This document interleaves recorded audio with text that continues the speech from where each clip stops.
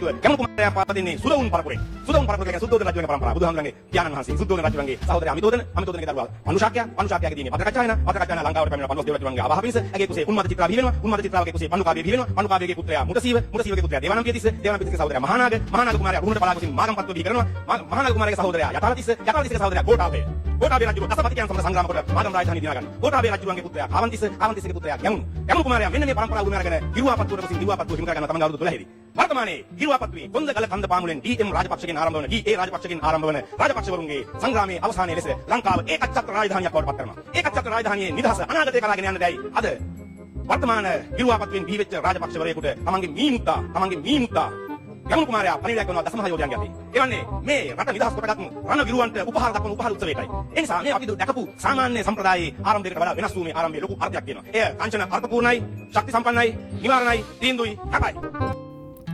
ඔයාලා ඒ දැක්කේ Jackson Anthony මහත්තයා මීට වසර කීපයකට කලින් ප්‍රකාශ කරපු ප්‍රකාශයක් මේ මහින්ද රාජපක්ෂ කියන පුද්ගලයා සම්බන්ධව. එතකොට මේ සුද්ධෝදන රජුරුවන්ගෙන් පැවතෙන ඒ කියන්නේ සුද්ධෝදන රජුරුවන්ගෙන් පැවතෙනවා කියන්නේ මේ බුදු දහම සම සිදුවත් කුමාරයෙක්ට ලේ ඥාතියෙක් කෙනවනේ.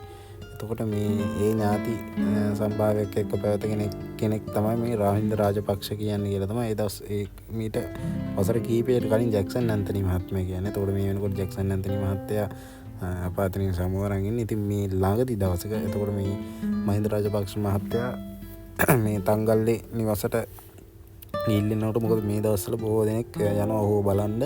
එතකොට මේ ඒ අතර ජැක්සන් ඇන්තනි මහත්මයාගේ බිරිඳ ගිහිල්ලා තියෙනවා මේ මහින්ද රාජපක්ෂ මහත්තයා බලන්න ඒ තංගල්ලේ තියෙන මහින්ද රාජපක්ෂ මහත්තයාගේ නිවසට. ඉතින් එතනදී මාධ්‍ය හරහා ජැක්සන් ඇන්තනි මහත්තයාගේ බිරිඳත් ප්‍රකාශයක් කරනවා. අපි මේ ප්‍රකාශයත් මෙතනදී බලමු. එතකොට මේ එදා ජැක්සන් ඇන්තනි මහත්තයා කරපු ප්‍රකාශයට මේ ප්‍රකාශයේ තියෙන සම්බන්ධය මොකක්ද කියලාත් අපි කතා කරමු. ඉස්සරහට අපි ඉස්සෙල්ලා ගිහිල්ලා ඒ ජැක්සන් ඇන්තනි මහත්මයාගේ බිරිඳ කරන ප්‍රකාශයත් අහලා ඉමු. උන් දන්නා ජාතික පුරුකක් මම. ඒ නිසා අද මේ ගමන මං ආවේ ඊටාම සතුටින් සහ මං පුල බලාගෙන හිටියා කවද්ද මේ ගමනේ එන්නේ කියලා. ඉතින් ඇත්තටම එතුමා කළ කීද මේ කොයි කාටවත් රහසක් නෙවෙයි. ඉතින් ඒ කළ කීදට කළගුණ සලකන්න තමයි අද මම මෙතෙන්ට ආවේ. ඊටාම සතුටින්. ඇත්තටම එතුමා දැක්කහම අපේ හිතේ තිබුණ හුඟා ගින්දර නිවිලා ගියා වගේ සැනසීමක් ඇති වුණා. හරියට බුදුන් දැක්කා වගේ.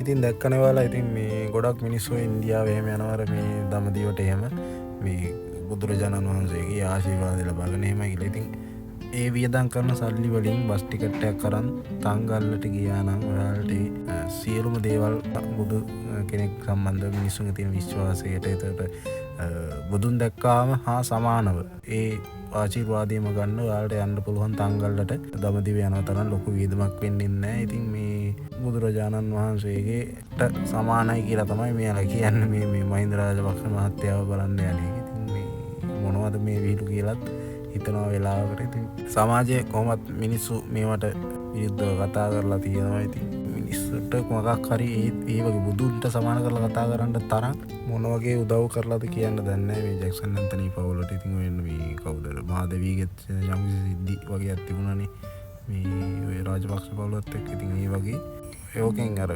කොල්ලෝ දෙන්න පොඩ්ඩක් රෙස්පෙක්ට් එකේ ඉන්නවා. උන් දෙන්නා මන් දන්න විදිහට ඒව ඔස්සේ යන්නේ නැහැ. ඉතින් උන්ගේ නමක් ඇත වෙනවා මේ අම්මලා තාත්තලා පරම්පරා පිටින් කරගෙන ඔය එන දේවල් එක්ක. ඉතින් ඒක හින්දා මේ ජනතාවට කියන්න තියෙන්නේ තුමාලගේ මේ අම්මලා තාත්තලා දඹදිව යවන සල්ලි වලින් තංගල්ලට එක්කෙන් ගිහිල්ලා ඒ බුදුන් වන්දවලා එන්න කියලා තමයි. ඉතින් එහෙනම් අපි අලුත් වීඩියෝ එකකින් හම්බෙමු.